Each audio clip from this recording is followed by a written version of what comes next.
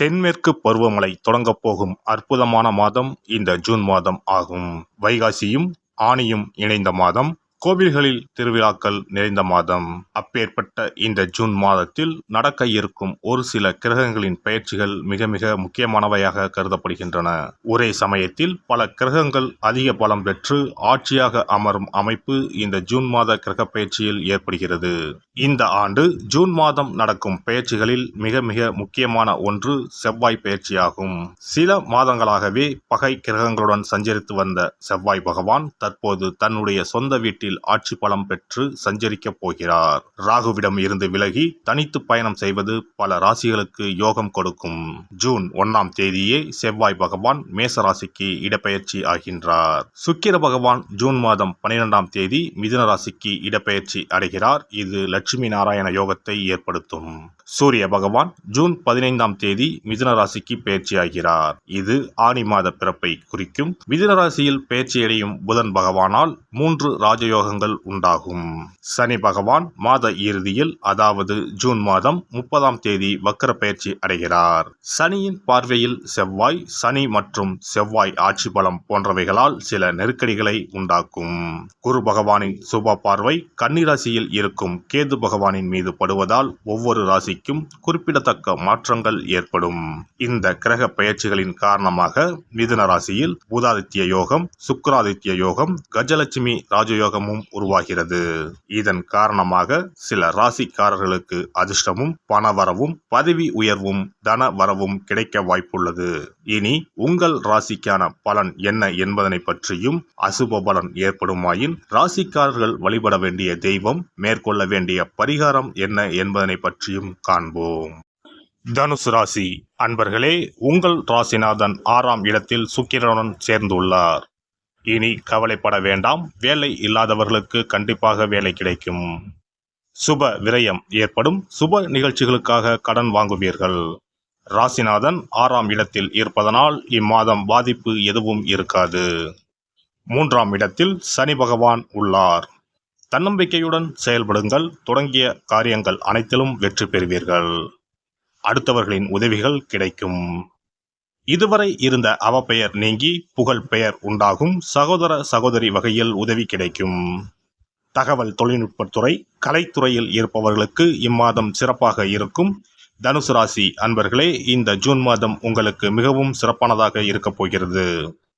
தொட்டதெல்லாம் பொன்னாகும். 4ஆம் இடத்தில் இருக்கும் ராகு பகவானால் சொத்து வாங்குவது, வண்டி வாகனம் வாங்குவது, நகை ஆபரணம் வாங்குவது போன்ற அமைப்பு உள்ளது. எனவே கடன் வாங்கியாவது சொத்துக்களை சேர்ப்பீர். பொதுவாகவே அடுத்தவருக்கு உதவும் குணமுடையவர் நீங்கள். ஏமாளியாகவே இருப்பீர்கள். தனக்கு இல்லை என்றாலும் தானம் செய்யும் மனம் உடையவராக இருப்பீர். 4ஆம் இடத்தில் இருக்கும் ராகு பகவானால் என்ன கெடுதல் என பார்த்தால், அம்மாவின் உடல்நிலையில் சிறு சிறு பாதிப்புகள் வரலாம். மற்றபடி பெரிய அளவில் பாதிப்பு எதுவும் உங்களுக்கு இருக்காது. 5ஆம் அதிபதி செவ்வாய் பகவான் 5ஆம் இடத்திற்கு வந்துவிட்டார். குழந்தைக்காக காத்திருப்போருக்கு புத்திர பாக்கியம் கிடைக்கும். பூர்வீக சொத்துக்கள் கைக்கு வரும். குலதெய்வ அனுகிரகம் கிடைக்கும். இதுவரை குலதெய்வ கோவிலுக்கு செல்ல இருந்த தடைகள் நீங்கும். குலதெய்வ கோவிலுக்கு செய்ய வேண்டிய பிரார்த்தனைகளை செய்து முடிப்பீர்கள். 6ஆம் அதிபதி 6ஆம் இடத்திலேயே இருப்பதனால் கேட்ட இடத்தில் கடன் கிடைக்கும். வங்கியில் தொழில் கடனுக்காக விண்ணப்பித்து இருப்போருக்கு இம்மாதம் முயற்சி செய்தால் கைகூடி வரும். புதிய தொழில், புதிய முதலீடுகளில் இம்மாதம் தைரியமாக இறங்கலாம். இம்மாதம் 15ஆம் தேதி 7ஆம் இடத்திற்கு வரும் சூரியன் புதனால் திடீர் அதிர்ஷ்டம் உண்டாகும். வெகு நாட்களாக திருமணம் கைகூடி வராதவர்களுக்கு இம்மாதம் திருமணம் கைகூடி வரும். தந்தையின் மூலம் ஆதாயம் உண்டு. 10இல் உள்ள கேது பகவான் குரு பார்வையில் உள்ளார். இதனால் தொழிலில் இதுவரை இருந்த தடைகள் விலகி முன்னேற்றம் உண்டாகும். தொழில் வியாபாரம் விருத்தியாகி புதிய வாடிக்கையாளர்கள் கிடைப்பார்கள். பணப்புழக்கம் அதிகரிக்கும். கூட்டு தொழில் புரிவோருக்கு நல்ல லாபம் கிடைக்கும். வேலையில் பதவி உயர்வு கிடைக்கும். மேல் அதிகாரிகளின் ஒத்துழைப்பு கிடைக்கும். அரசு வேலை கிடைப்பதற்கான வாய்ப்புகள் அதிகம். பணி இடமாற்றம் உண்டாகும்.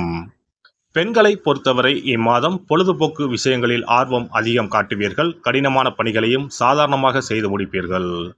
குடும்ப உறுப்பினர்களின் வழியில் ஒத்துழைப்பு கிடைக்கும். வாகன பயணங்களில் ஆர்வம் ஏற்படும்.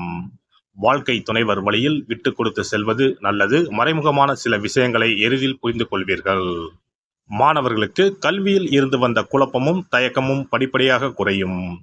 புதிய ஆராய்ச்சி சார்ந்த துறைகளில் அதிகம் ஆர்வம் ஏற்படும். எதிர்காலம் சார்ந்த தெளிவான முடிவுகளை எடுப்பீர்கள். விளையாட்டுத் துறைகளில் திறமைகளை வெளிப்படுத்துவீர்கள். கலை சார்ந்த துறைகளில் இருப்பவர்களுக்கு புதுவிதமான அனுபவங்களை பெறுவீர்கள்.